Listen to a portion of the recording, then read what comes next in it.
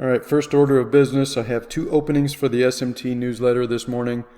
I'll put my email address in the information below. The first 2 people to email me will get those 2 slots. All right, so for gold, at this point, there's no more question. Gold has completed its 8-year cycle low right here. I noted this. I know I noted it to subscribers. I may have posted in one of the public videos, I'm not sure, but we had a 3B reversal right here, and I pointed that out and said that it's very possible that this turns out to be the intermediate cycle low, and then if we met the parameters, then it would also turn out to be an 8-year cycle low, a major multi-year cycle low. And of course the first parameter was to get above this pivot. This was potentially an intermediate degree rally, and if we're in the declining phase of the 8-year cycle, then you're not going to be making higher intermediate highs. So this was the first hurdle that gold had to get above, was to get above this pivot right here, as this was potentially an intermediate cycle low. All right, and I know I've done several videos on this. I warned that the banking cartel would try really hard to block gold from not only from trying to get above this pivot, but also they would try and block it from recovering the 200-day moving average. And you can see, we just had major attacks after every attempt to get above the 200-day moving average. But I predicted that they were going to lose this battle, and now that we are in the advancing phase of a new 8-year cycle, then the cartel is going to lose a lot more battles, and it's going to cost them a lot more money, or it's going to cost them a lot of money to try and keep gold suppressed, and they are not going to be able to keep gold suppressed, not for very long, in the advancing phase of a new 8-year cycle. So anyway, multiple attacks, they all fail, and eventually we get a convincing breakout. One more big attack here, it fails, and now gold is in a very strong advancing phase. This is a phase where multiple traders and analysts are trying to pick a top in gold, and that's what's fueling this powerful run. Is these people are trying to pick tops, and then they get left behind because there are a lot of people that are trying to get in, and so any pullback is an opportunity for people that recognize what has happened, that we've left this 8-year cycle low behind, and now we've got anywhere from 2 to 5 years of an advance ahead of us. So they're trying to get in.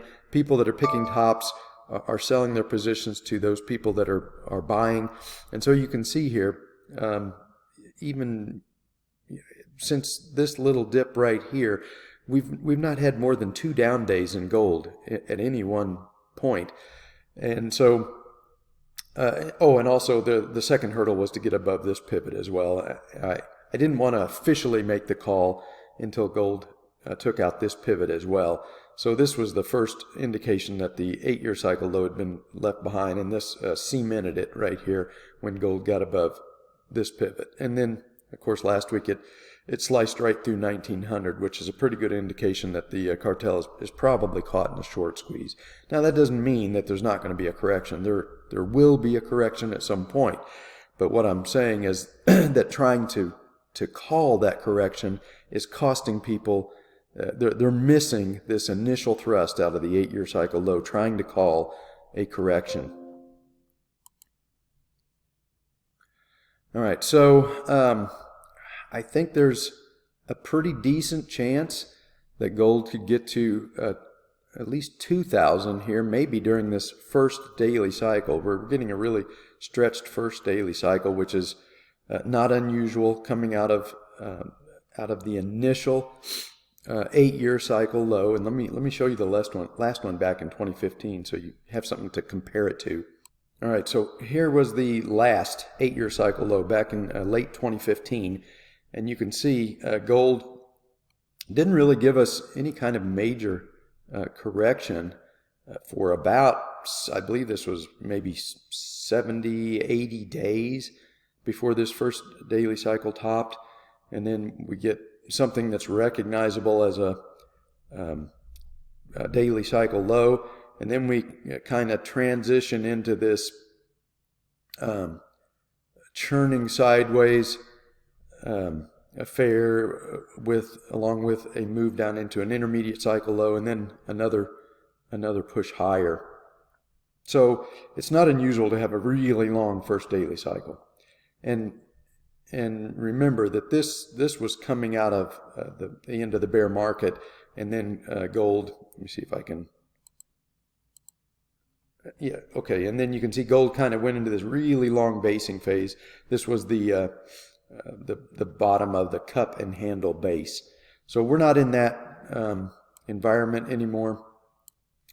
Gold is this is the handle of that cup and handle base. So I don't really anticipate a long sideways grind coming out of this 8-year cycle low like we had coming out of the last one. I think we're going to come up here. We're probably going to test this top, make a triple top, get an intermediate correction, get everybody bearish, and then we'll break out above this early, and then the bubble phase in gold will be on. So that's what's transpiring. A lot of people making the same mistake this time that they made back in 2015. They did not learn their lesson. You do not try and pick tops during the first intermediate advance out of an 8-year cycle low. You just grit your teeth, hang on. There will be down days from time to time. Like I said, so far the most we've had since this pivot here has just been 2 in a row. That's the most we've been able to put together during this advance. But there will be a daily cycle low at some point. Maybe gold gets all the way up here to 2,000, and then we get our move into the daily cycle low, and then a push to the all-time highs, maybe a marginal breakout above those all-time highs before we get an intermediate correction. One thing that I'm watching closely is sentiment, and let me convert over to that chart. All right, this is the intermediate degree sentiment. This is not short term, but intermediate degree sentiment for gold. You can see we got deeply bearish back here at the 8-year cycle low, as would be expected. This also tested the 200-week moving average, which is expected during an 8-year cycle low.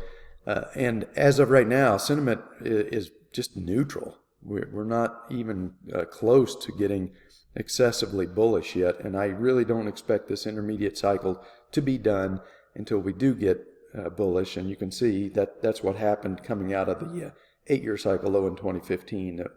Gold continued to rally until sentiment became excessively bullish, and then we started that long basing pattern of the cup and handle pattern. Again, I don't expect that to play out this time because we aren't forming the base of the cup and handle. We're getting ready to break out of the handle. So, but I don't really expect an intermediate top until sentiment, until everybody really starts to believe.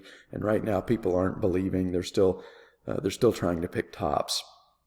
So once again, I've got a couple of spots open for the SMT. I'll put my email address in the link below. You can email me if you want to join the SMT.